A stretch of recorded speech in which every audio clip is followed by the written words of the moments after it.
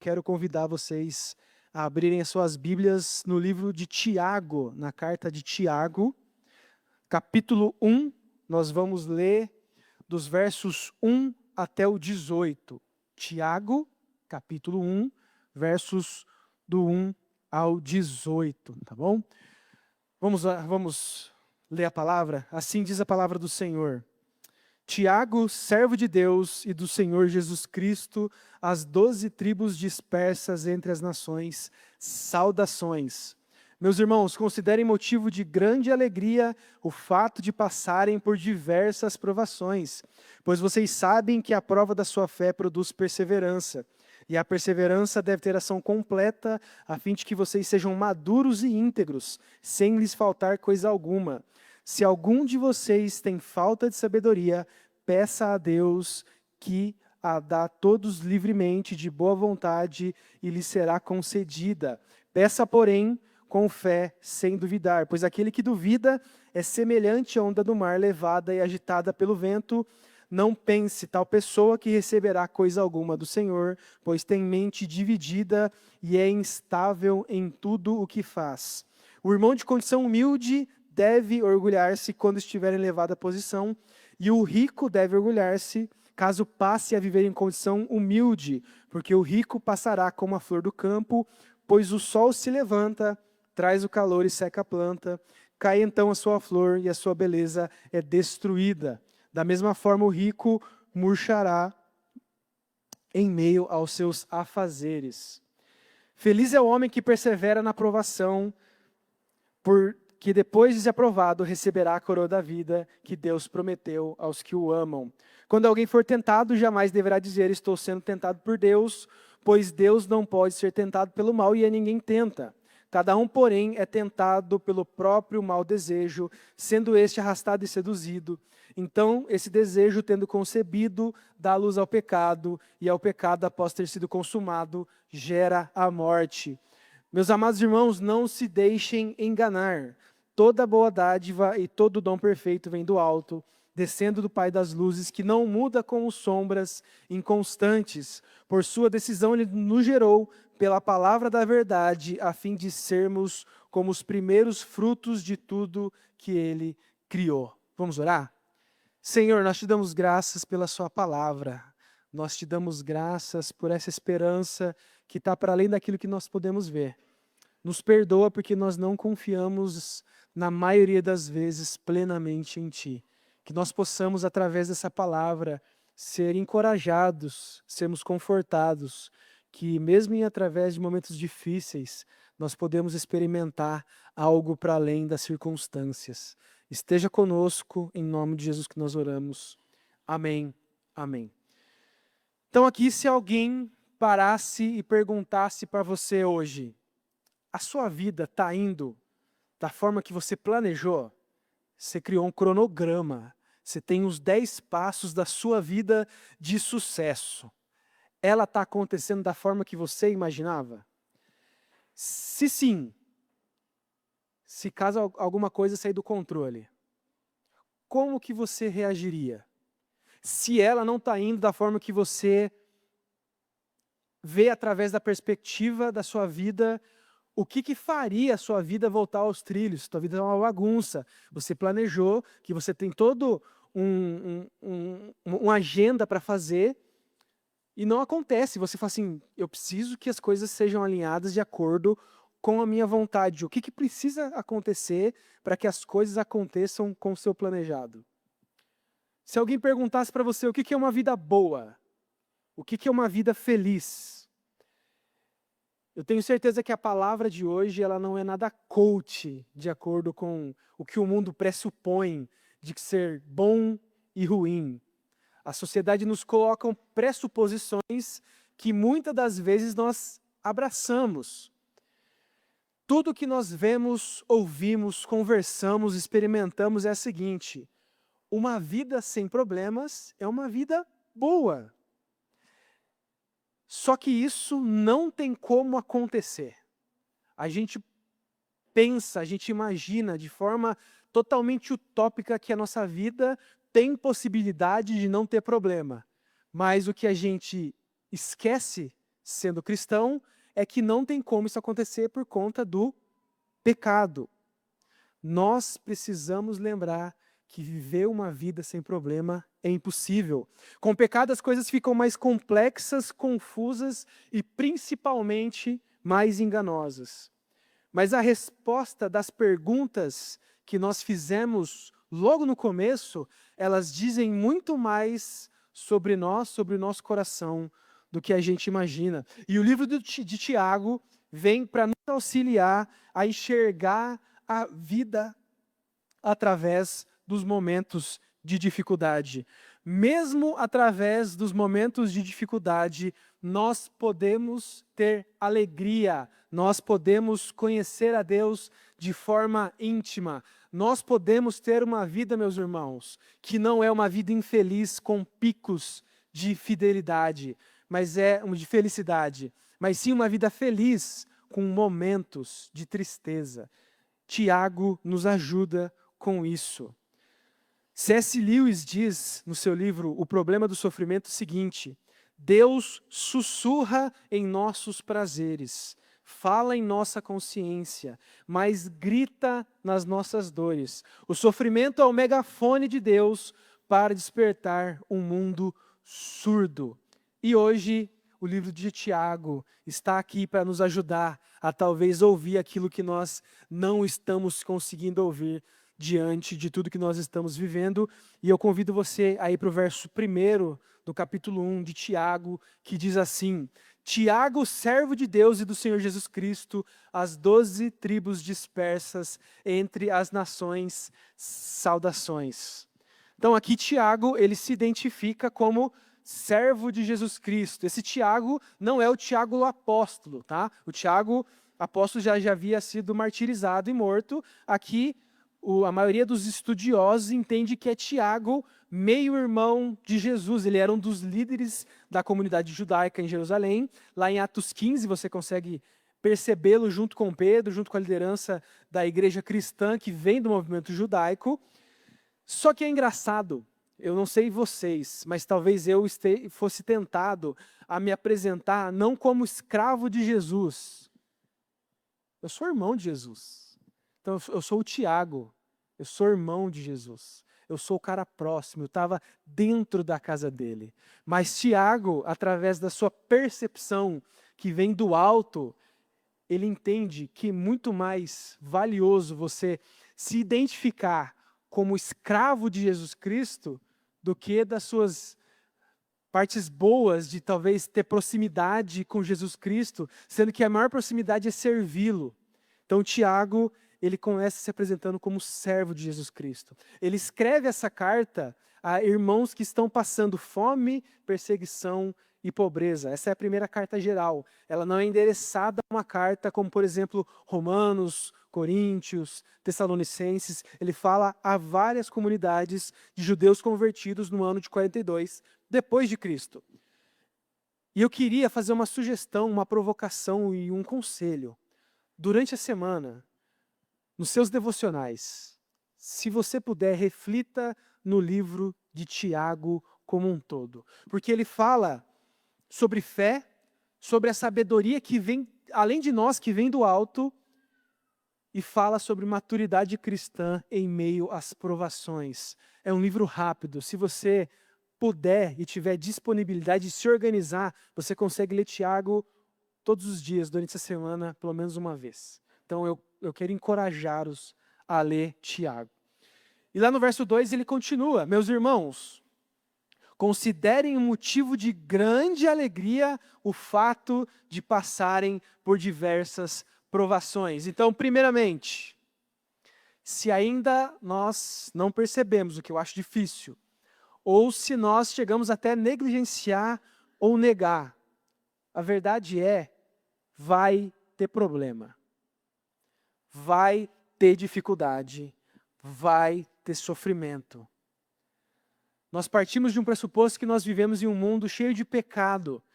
Não tem como viver sem sofrimento. Mas, de acordo com Tiago, tem como ser feliz em meio ao sofrimento. Segundo, provações não são simplesmente, não são de maneira nenhuma maldições, pois no fim elas deveriam nos gerar alegria, não pela provação como um todo, mas pelo que ela pode nos gerar. Esse texto não faz sentido. Racionalmente, ele não faz sentido. Por quê? Nós atrelamos alegria, felicidade, descanso a momentos que nós não temos problema.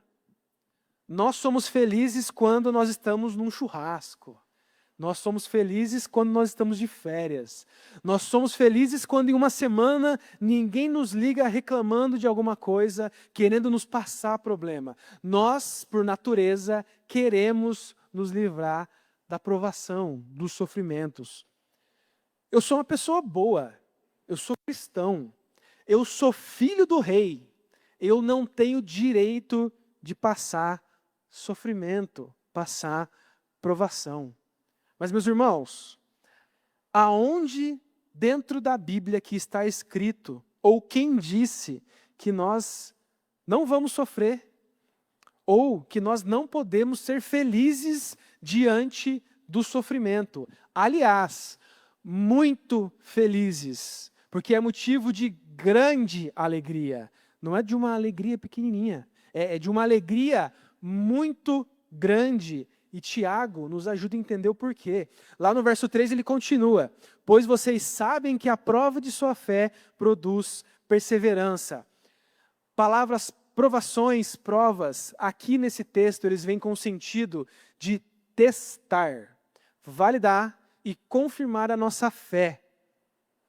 É basicamente, em alguns momentos, ou na maioria deles, ou quase em todos, ou em todos, Deus fala o seguinte: você está num culto, você levanta a mão, você fala que me ama, mas se eu não te der o que você está pedindo, você vai continuar me amando?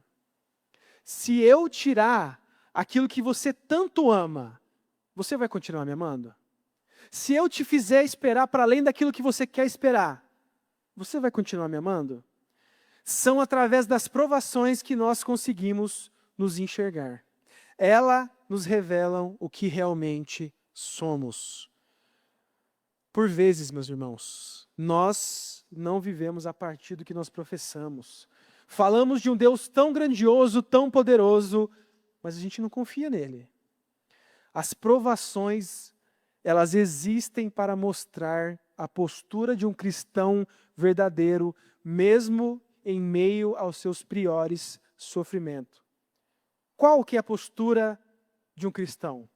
Jesus fala lá no Sermão do Monte, capítulo 7 de Mateus, versos 24 a 27, ele diz assim: portanto, quem ouve estas minhas palavras e as pratica é como um homem prudente que construiu a casa sobre a rocha. Caiu a chuva, transbordaram os rios, sopraram os ventos e deram contra aquela casa, mas ela não caiu, porque estava alicerçada na rocha. No entanto, quem ouve as minhas palavras e não as pratica é como um insensato que construiu a sua casa sobre a areia. Caiu a chuva, transbordaram os rios, sopraram os ventos e deram contra aquela casa, e ela caiu. E foi grande a sua queda. Nós precisamos confiar plenamente em Deus, a todo instante, lembrando que Ele é Senhor de todas as coisas, que está tudo sob controle. Nós precisamos lembrar. Tim Keller diz o seguinte: você não percebe que Jesus é tudo que você precisa, até que Ele seja tudo que você tem. Nós sempre utilizamos outras formas de nos abster das provações ou passar pelas provações, mas nós não usamos a Cristo. Nossa esperança está em Jesus Cristo e não nas coisas deste mundo. Por isso, os nossos olhares para o sofrimento precisam ser outros. Quer ter uma ideia de como está a sua vida com Cristo? Isso me constrange também. Presta atenção em como você lida com os seus problemas. Nós somos treinados para como agir, mas nós não somos prontos como reagir. Então, no momento no qual você perde o controle de tudo, como que você age? Você age confiando em Deus, sabendo que está tudo certo? Ou você tenta apaziguar e mudar as coisas da sua forma? Quanto mais confiamos em Deus nos momentos difíceis, mais experimentamos da sua fidelidade. E experimentando dessa fidelidade, continuamos percorrendo essa vida, confiando nele, mesmo em meio ao sofrimento. Nós somos alegres não por conta do sofrimento em si. Nós somos alegres porque mesmo em meio ao sofrimento, nós lembramos que existe um Deus que cuida de tudo. Nada saiu do controle dele. Então, meus irmãos, eu quero sugerir que uma vida boa, feliz e completa é aquela que experimenta a Deus em meio ao sofrimento. É uma vida que experimenta a Deus confiando plenamente que Deus está do nosso lado. E que no final, meus irmãos, na pior ou na melhor das hipóteses, vai tudo isso aqui acabar. Ele vai voltar. Não vai ter mais sofrimento, morte, choro, dor. Nós temos que confiar em Deus. E ele continua nos versos 4 e 5. A perseverança deve ter ação completa, a fim de que vocês sejam maduros e íntegros, sem lhe faltar coisa alguma. Se algum de vocês tem falta de sabedoria, peça a Deus que dá a todos livremente, de boa vontade, e lhe será concedida.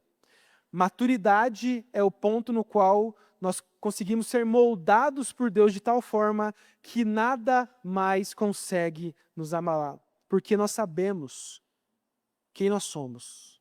Nós sabemos do que nós precisamos. Quanto mais temos a Deus, menos nós sentimos falta das coisas. E aí ele fala, tá, se te falta alguma coisa, peça sabedoria. Como que a gente pede sabedoria para Deus? E abre parênteses, sabedoria aqui não estamos lidando com conhecimento. Ele não está falando para você comprar um livro de teologia sistemática e esse livro vai resolver os seus problemas. Não. Ele te ajuda a entender a Deus, mas para no fim ele te mostrar a como ter a sabedoria em Deus. Como que nós vamos ter uma sabedoria prática para poder lidar com os nossos problemas? Oração. Ele fala, peça sabedoria, porque Ele vai dar. De boa vontade vai ser concedida. A oração tem o poder de nos acordar para a realidade. Por isso nós pedimos sabedoria. E pedimos uma sabedoria que vem do alto, porque a nossa sabedoria não é sabedoria. A nossa sabedoria está completamente corrompida pelo pecado. E quando nós pedimos sabedoria, Ele vai nos dar. Não de má vontade. Não jogando nada na nossa cara. Ele não faz o seguinte, Lincoln, você pediu sabedoria hoje, mas semana passada você também pediu. E você não fez o que eu falei. Então, fica de castigo um pouquinho aí, que daí depois, na hora que você sofreu o que você tem que sofrer, você volta a falar comigo e eu te dou sabedoria. De maneira alguma. Quando nós pedimos sabedoria para Deus, confiando plenamente em quem Ele é, Ele não se cansa das nossas falhas ou infidelidades. Ele dá de livre e espontânea vontade, de boa vontade, para que a gente possa saber lidar com os momentos de sofrimento. Só que a gente vê que o buraco é um pouco mais embaixo.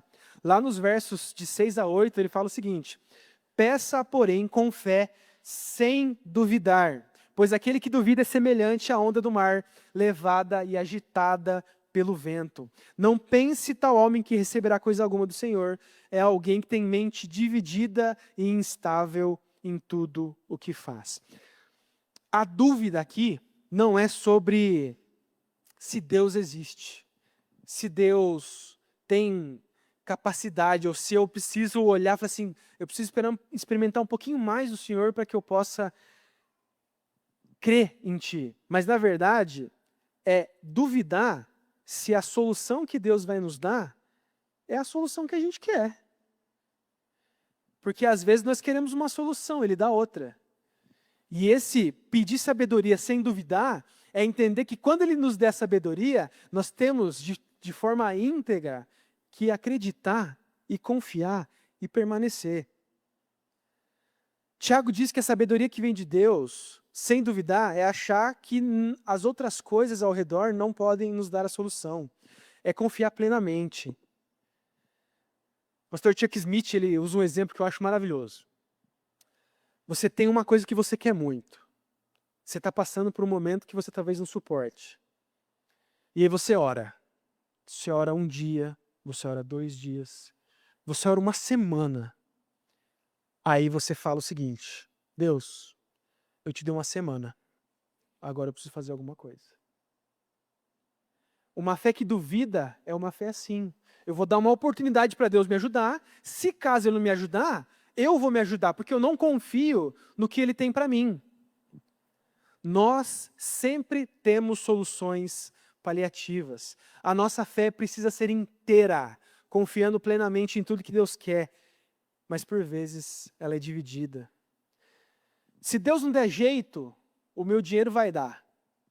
Se Deus não der jeito, a minha influência vai dar.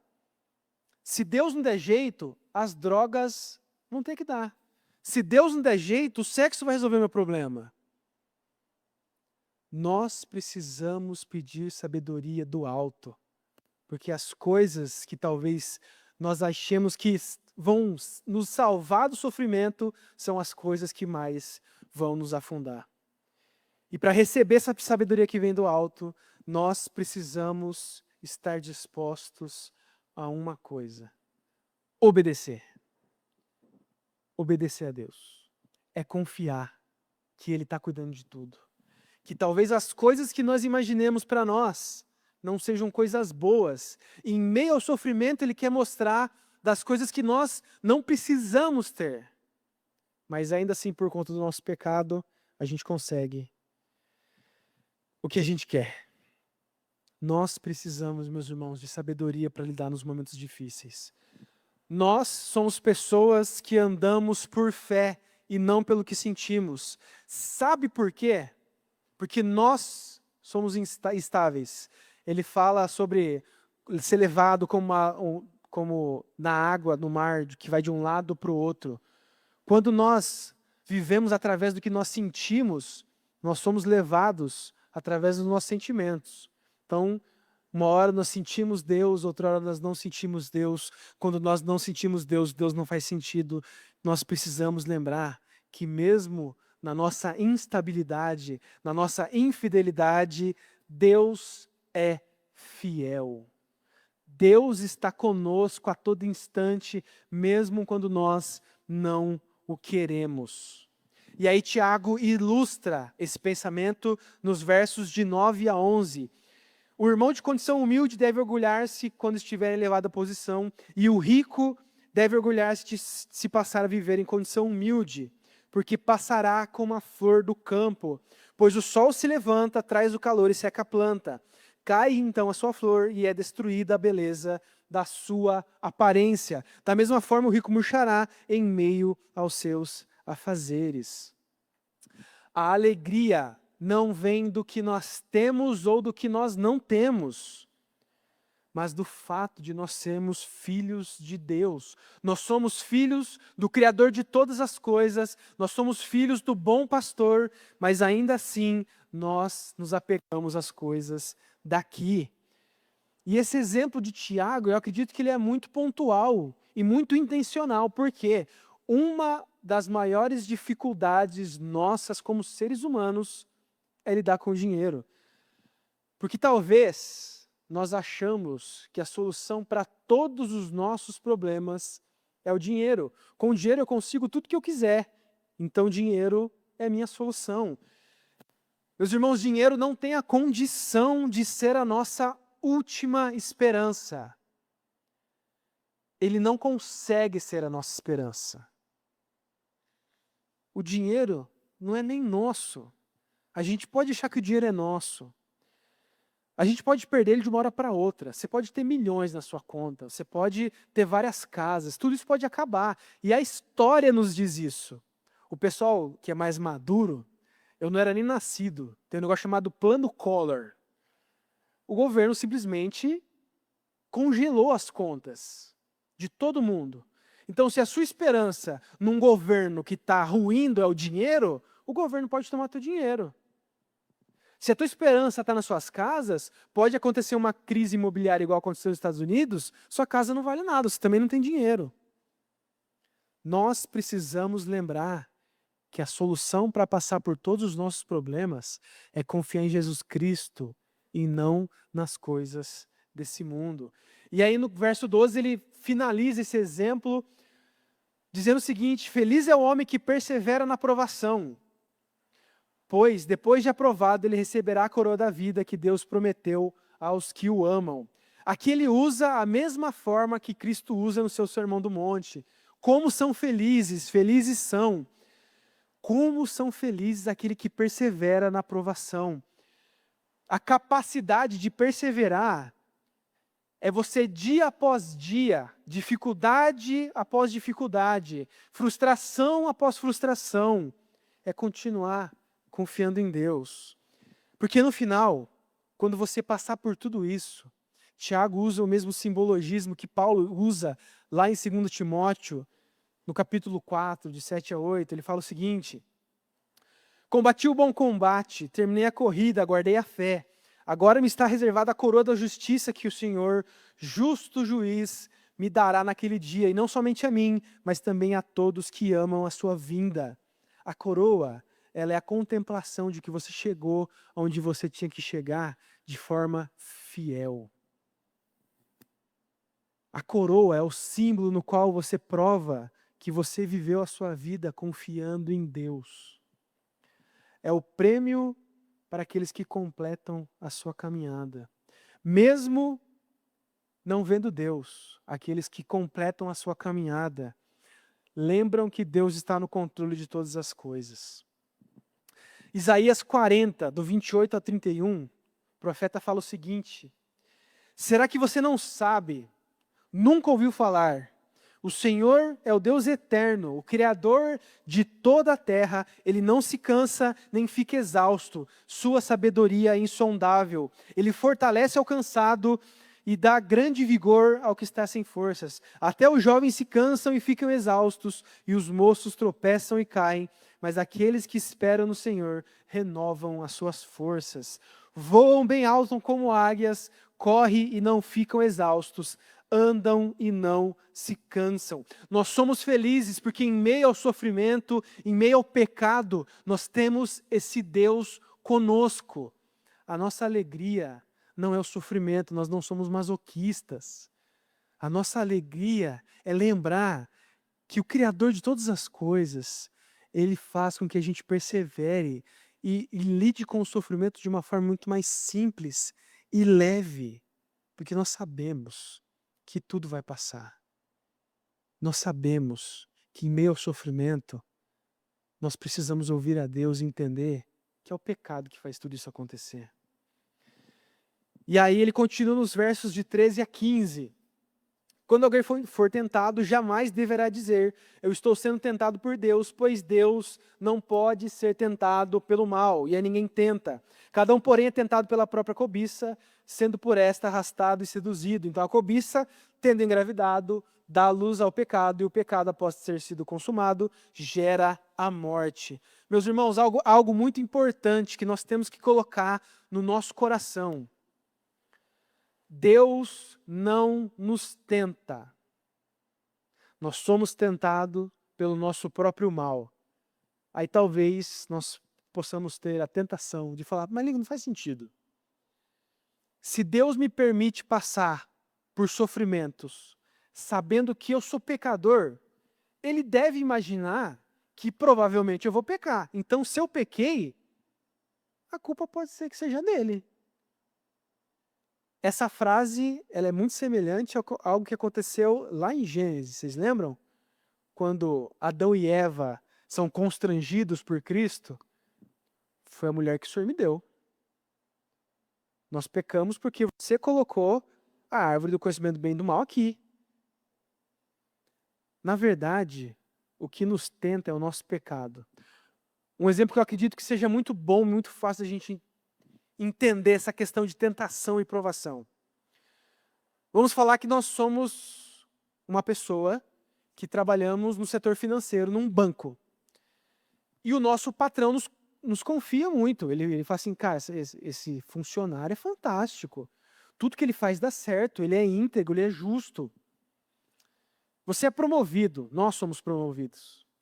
E com essa promoção você recebe uma responsabilidade de lidar com senhas das contas dos seus clientes.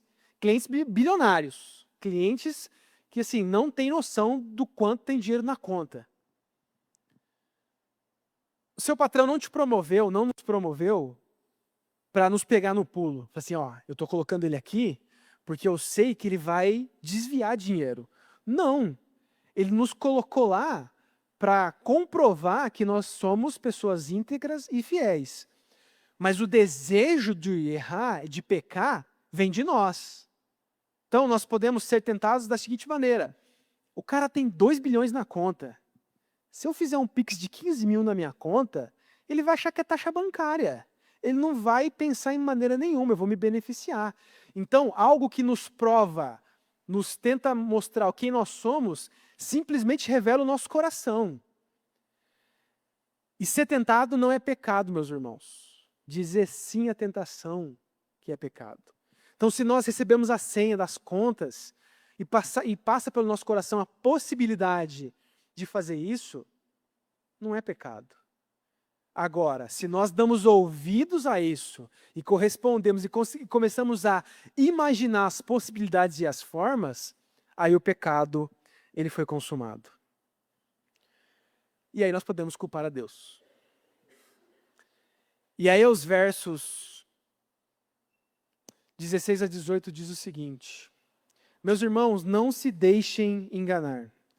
Toda boa dádiva e todo dom perfeito vem do alto, descendo do Pai das luzes, que não muda como sombras inconstantes. Por sua decisão, Ele nos gerou pela palavra da verdade, para que sejamos como os primeiros frutos de tudo que Ele criou. Nós, meus irmãos, não podemos nos deixar enganar. Não podemos nos deixar enganar pelos que os outros falam. Não podemos nos deixar enganar pelos que as circunstâncias falam para nós. Não podemos nos deixar enganar pelo que nós falamos das circunstâncias. Meus irmãos, Jesus morreu numa cruz para que a gente pudesse ter vida, e vida de verdade. E uma vida verdadeira é uma vida que consegue encontrar alegria em meio às dificuldades. Porque nós sabemos que as dificuldades são passageiras e que nós sabemos que Deus está conosco. Deus não é inconstante. Deus não está numa hora falando assim, ó, você fez isso aqui agora, você tem que pagar, eu vou me afastar, deixa rolar aí, porque não consigo me relacionar com você. Eu não gosto de você mais agora. Talvez semana que vem. Deus não é inconstante. Nós somos. Nós, uma hora, queremos uma coisa, em outro momento, nós queremos uma coisa completamente diferente. O propósito da aprovação não é a destruição. O propósito da aprovação é maturidade, paciência e esperança. Jó, o maior exemplo depois de Cristo na Bíblia, aquele que perseverou nas suas provações, ele consegue entender que o seu socorro vem para além dele. Se eu não me engano, no capítulo 19 do livro de Jó, ele fala, eu sei que o meu Redentor vive, ele vai se levantar, ele vai me livrar de tudo isso que está acontecendo, ele vai me redimir. Nós precisamos nos lembrar. Ziel Machado, ele consegue sintetizar um pouco disso, ele fala o seguinte, nós não fomos chamados para viver uma situação ideal. Meus irmãos, os nossos sofrimentos, parte dele, ou a maioria deles, é a partir de um mundo ideal que nós temos para nós. Mas ele continua, mas sim, nós não fomos chamados a viver em uma situação ideal. mas sim em uma situação real. Nós somos chamados a viver a realidade. É uma realidade de um mundo pecaminoso. É uma realidade de um mundo no qual existem pessoas que são maldosas. E existimos nós que somos pecadores também. Mas nós precisamos lembrar que mesmo em meio ao sofrimento, o Senhor é conosco. Salmo 84, 11 e 12 fala o seguinte: o Senhor é o sol e escudo. O Senhor conhece, concede favor e honra, não recusa bem aos que vivem em integridade. Ó Senhor dos exércitos, como é feliz aquele que em ti confia. Às vezes nós não enxergamos tudo o que está acontecendo. Às vezes nós não entendemos o que nós estamos passando. Mas Deus está cuidando de tudo. A gente não está vendo, mas Deus está cuidando de tudo. Ter filho é uma coisa que nos constrange. Quando meu filho tem fome, ele não fica se questionando se meu pai vai ter comida. Ele não fica se questionando se meu pai vai ter emprego. Ele não fica se questionando se meu pai usa bem o dinheiro. Ele fala: pai, eu tô com fome. E eu sei que ele não vai falar não para mim. Ele vai dar porque eu preciso. Nós precisamos confiar em Deus, como os filhos pequenos confiam incondicionalmente nos seus pais. Ele não duvida do meu caráter. Ele não duvida de quem eu sou. Ele confia naquilo que eu, através de Deus, consigo prover para ele todos os dias. Nós precisamos confiar em Deus, meus irmãos. E eu quero convidar vocês a abrir lá a sua Bíblia, no Salmo de número 30. Nós vamos finalizar fazendo a leitura desse Salmo, porque aqui Davi, mesmo em meio ao sofrimento, ele consegue revelar uma alegria que vai para além de nós. Salmo de número 30, nós vamos ler do verso 1 até o verso 12. A palavra de Deus diz assim: eu te exaltarei, Senhor, pois tu me reergueste, e não deixaste que os meus inimigos se divertissem à minha custa. Senhor meu Deus, a ti clamei por socorro, e tu me curaste. Senhor, tiraste-me da sepultura, prestes a descer a cova, devolveste-me a vida. Cantem louvores ao Senhor vocês, os seus fiéis, louvem o seu santo nome, pois a sua ira só dura um instante, mas o seu favor dura a vida toda. O choro pode persistir uma noite, mas de manhã irrompe a alegria. Quando me senti seguro, disse: jamais serei abalado. Senhor, com teu favor deste-me firmeza e estabilidade. Mas quando escondeste a tua face, fiquei aterrorizado. A ti, Senhor, clamei ao Senhor, pedi misericórdia. Se eu morrer, se eu descer a cova, que vantagem haverá? Acaso Pó te louvará? Proclamarás tua fidelidade? Ouve, Senhor, e tem misericórdia de mim. Senhor, sê tu o meu auxílio.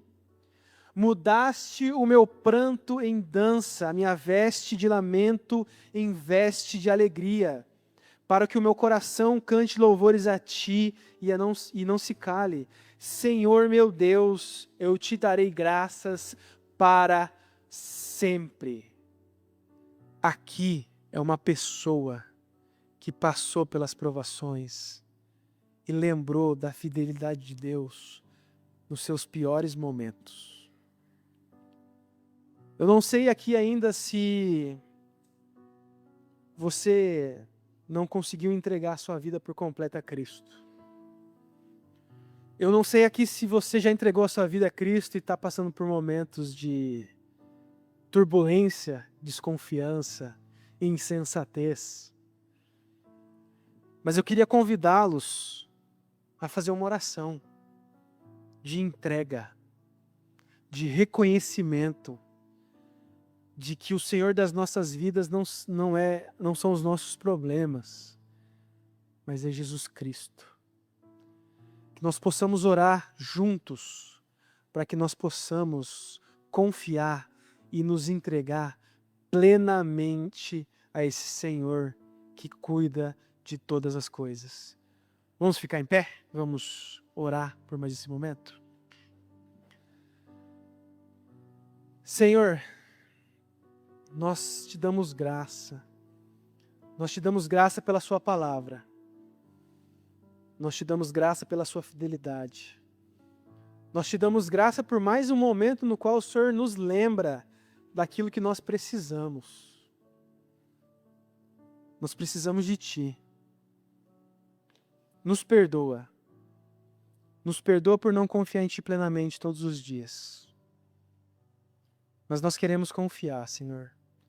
Nós queremos entregar a nossa vida de forma completa, de forma íntegra, de forma madura para o Senhor. Senhor, faz tudo novo no nosso coração, na nossa mente, para que nós possamos experimentar essa alegria mesmo em meio ao sofrimento. Que nós possamos nos debruçar, nos ajoelhar diante da sua cruz vazia, que nos lembra que o Senhor nos salvou de uma vida sem sentido, nos salvou de uma vida de simples sofrimento e nos entrega como filhos amados de Deus. Que grande alegria ter um Deus como esse que cuida de nós. Senhor, sê conosco, que nós possamos refletir todos os dias. Perdoa as nossas falhas, perdoa as nossas fraquezas, mas nós estamos aqui com o coração disposto para te conhecer cada vez mais. Esteja conosco, Senhor, é que nós oramos, clamamos em nome de Jesus. Amém.